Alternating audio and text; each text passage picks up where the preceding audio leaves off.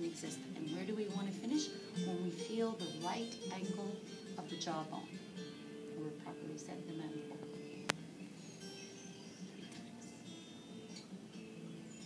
So 3 zones, 3 times is 1 rotation of the maneuver. So when we come back to start again, we're starting up at the top, making our contact, and again we start. So this will be 2nd rotation.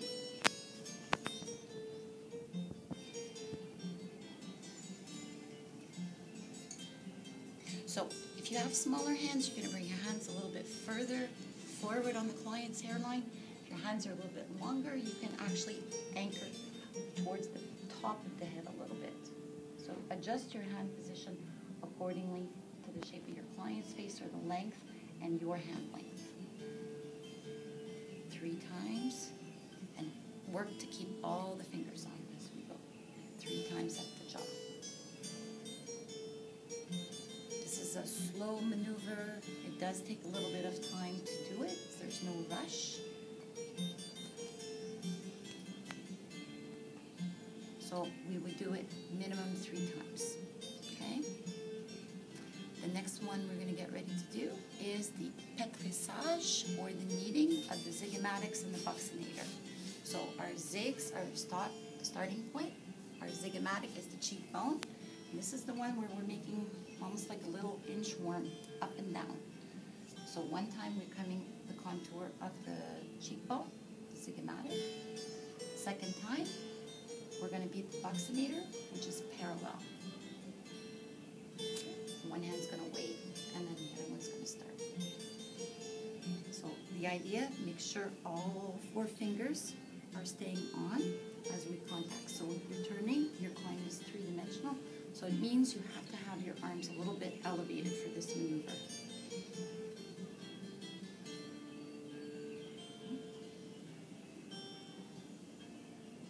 Have them a little bit, yeah, you're going to get the contact better. Certain maneuvers, you cannot be kind of lazy with your hands, so you have to be here. Now you go. And you're going to also notice that one hand is going to be more dexterous than the other. That's common, usually the hand you write with. And the hand that you don't, he's going to learn from the other hand. So smart hand will teach the dumb hand, as we say. One more time. So when we finish, we always finish in a pair. The next one we're going to get ready for is the effleurage of the orbicularis oris. Oris is lip. So now Simona has to go and get a little bit more product. One thing we never do is we never take both hands off the client at the same time. We're always going to maintain one hand, usually somewhere the jawline or the décolleté, so that they know where we are relative to them. Because their eyes are closed, the room is darkened, and they're in kind of an inferior or a more vulnerable position, so we always need to make them feel secure. We do that less by talking and more by touch. So the next maneuver is the effleurage of the orbicularis oris. So this is the one with full contact, length of the finger, across the lip, over and above. We bring it together and we turn and pinch. That's it. So he turns, pinch, the other one, and the other one goes off. That's it. Full length. The more we wrap our fingers in our hands, the better the contact will be for the client, the better they feel us.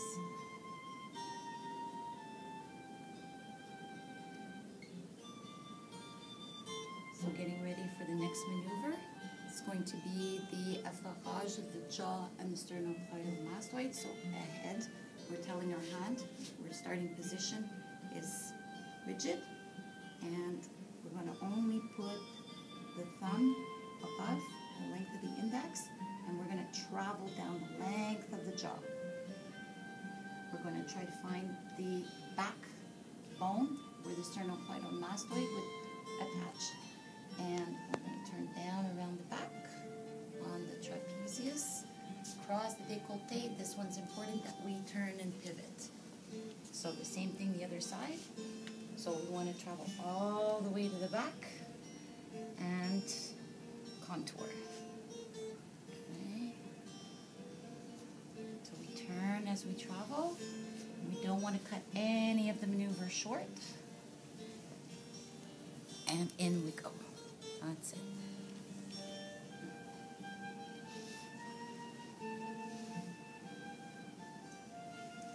So no pressure on the front of the neck when we do this maneuver. So the index and the thumb are there. They're the ones that are giving the force. So we're up a little bit higher and we're following there. As soon as we find the bone behind the ear, which is attaching the sternum, then we're allowed to move down the back. Okay, one more time for just a little bit higher. That's it.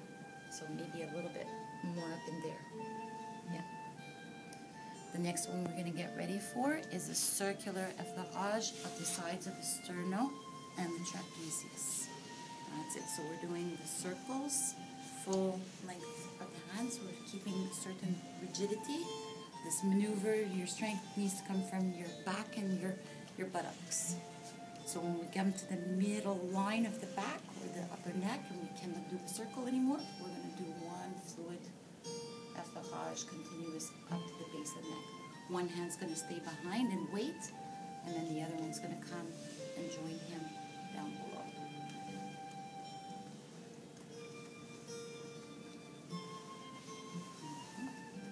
And as you, again, force and you use exertion, you're exhaling. It's very important so that you keep your energy. Those maneuvers would be done average 3 times. If you have a very stressed out client or they come in and they have a lot of tension, then you could do it as much as 5 or 6. So, and you're going to learn to listen through your hands more than, and feel and see more through your hands than your eyes. You're going to get a lot of information, tactile point of view, the more that you become, the more practice that you get. So the next one we're going to get ready for is the simultaneous effleurage. So this is the one where we're going to go from the trapezius to the sternocleido. And this is the variation where we're going the 2 together. We're doing the wrap, the pull, and the lift. And it's all in one smooth, fluid motion. So there's no circles being done. It's one continuous gliding, pulling contact.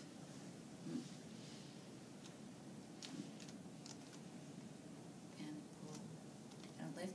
And here you wait. So when you bring up, you're at the top, you stop for a moment. The resting part is as much part of the massage as doing the maneuver. So depending on your strength, your body size too, if you need to get a little bit more momentum or movement to that, because it's sort of like getting ready to jump over a wall. If you want, you can even, if you're a little bit tinier and smaller and you want to get a little bit more strength in the maneuver, you can start in the front of the shoulder a little bit. When you do the wrap, it's going to help to give you the force. That's it.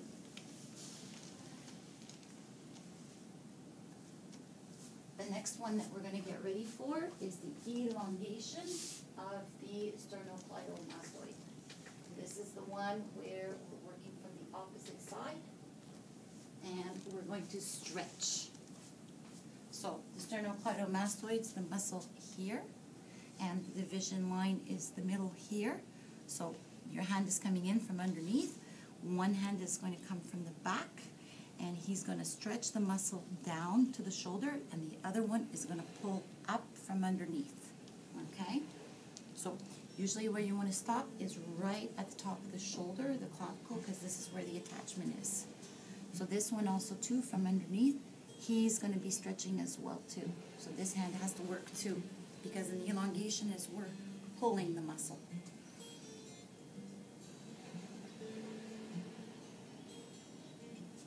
A little bit here. You're going to come with this one a little bit more under. Bring your thumb in and tuck him. Not hold her, but